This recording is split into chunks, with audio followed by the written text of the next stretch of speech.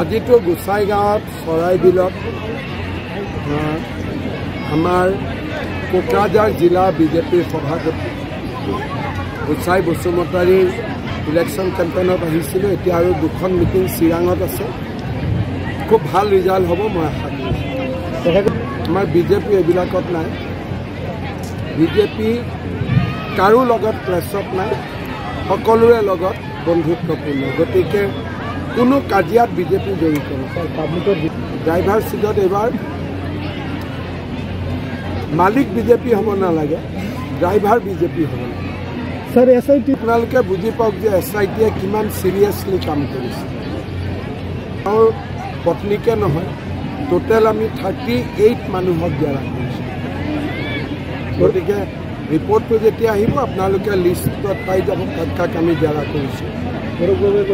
তেওঁ এতিয়ালৈকে কোনোবা এজন মানুহ যেতিয়া কিবা এটা ঘটনাত ধৰাত পৰে অলপ দেৰিটো সাহস টাইপত থাকিবই লাগিব।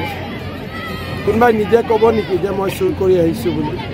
যেতিয়ালৈকে কোৰ্টত প্ৰুফ নহয় চবেইটো এইবিলাকে কৈ থাকিব। মিত্ৰজোঁটৰ মানে কি? আমিতো ছাপৰ্ট দিছোঁ। নিয়মটো আপোনালোকৰ আছিল, আমাৰ থাকিলে কি হ'ব? আমাৰতো 3টা আপোনালোকৰো আছিল।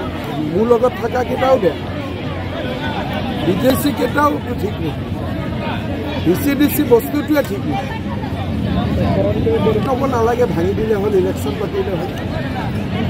দেখিলে চব পায় যাম লাগে, কিন্তু ইলেকশ্যনটোতো বেলেগ। পাব্লিকৰ ছাপৰ্ট দেখিলে এনেকুৱা লাগে চব জিকিলে, কিন্তু বেলেগ লিডাৰতো মই মিটিং দেখা নাই। সেইকাৰণে একো মই ক্লেইম নকৰোঁ, কিন্তু ভাল ৰিজাল্ট মানি লৈছোঁ।